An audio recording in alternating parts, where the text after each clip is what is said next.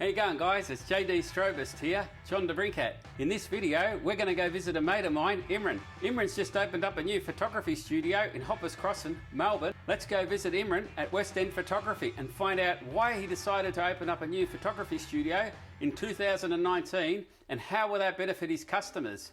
Yeah, let's go. My name is Imran Abul Kashem. I am a portrait photographer. I have a studio and mainly for families. I like to shoot like the family with the generations and like kids are growing up. So most of my clients are like they are working with me for the long time. So I see the changes of the family. So every now and then they come to the studio and take photos, and that's a good memory for them for the long time. And also like I sell lots of prints, and all of my prints are like has 75 years unconditional guarantee. So 3 generations can take this print. So it's a good memory plus good product for them to keep their photos for generation to generations. Cool. You need to give customer good experience.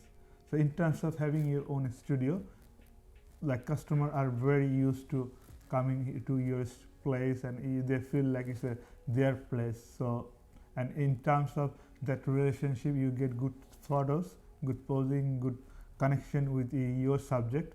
As you know, this how you are with your client or whom you are photographing. If the connection is strong, if you know each other very well, you get good photos as well. So one of the business strategy for me, I do corporate headshot.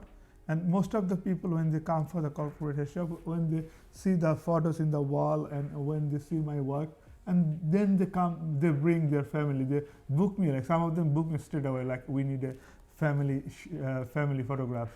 So they come for their like the corporate headshot, but I know within 6 months they come back my studio for their family photos to taken. So it's a good thing, it's a part of the marketing strategy.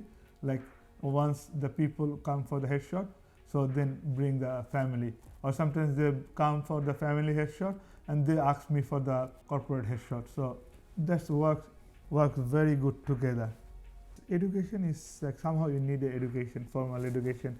You go to school and college, and art sometimes it doesn't go with the formal stuff, but it depends on you. If you think you need to go to school to learn or get more networking, every artwork or everything, you need a good networking. So school is a place where they already have the networking, so you can use the school networking, and also you learn some techniques and some ideas, some other student as well. You meet every day, you sharing ideas, sharing techniques. So it's a good place to learn, and also like it's up to you how dedicated you are in there.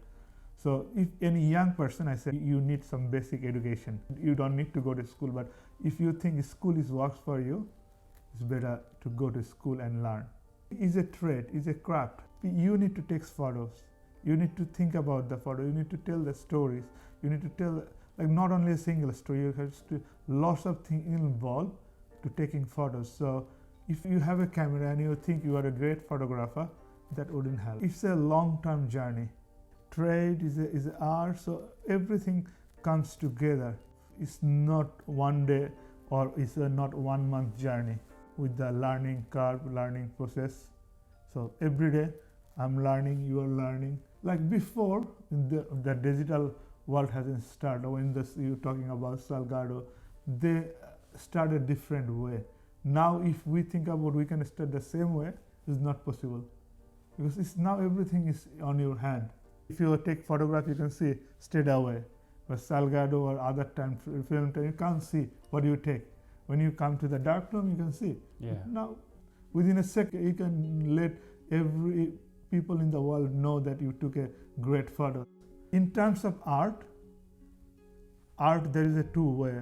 Art for the sake of the art is for the money. So you have your own way, and you need to choose which way you want to go.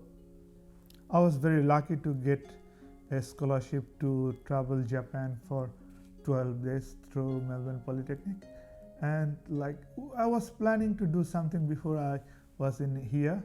I was in Australia, I was planning to do something, but I went to Japan and I see it's raining. And the arrangement or the culture with the umbrella and the rain and other stuff, that suddenly attracted me. And what I thought here I'm gonna do something, I forget about. I said no, I can't do that. This will be my series. So I start taking photos. Like after one day, I was taking photos only for the umbrellas in Japan and mainly focus that thing how life related with umbrella in Japan. So out of my 12 days trip, 11 days was raining. So it was a good chance for me to take photos of the umbrella. So that was a great experience in Japan to take photos, and I feel like culture attract me a lot. So that goes culture, traditions, contemporary life, everything related with that.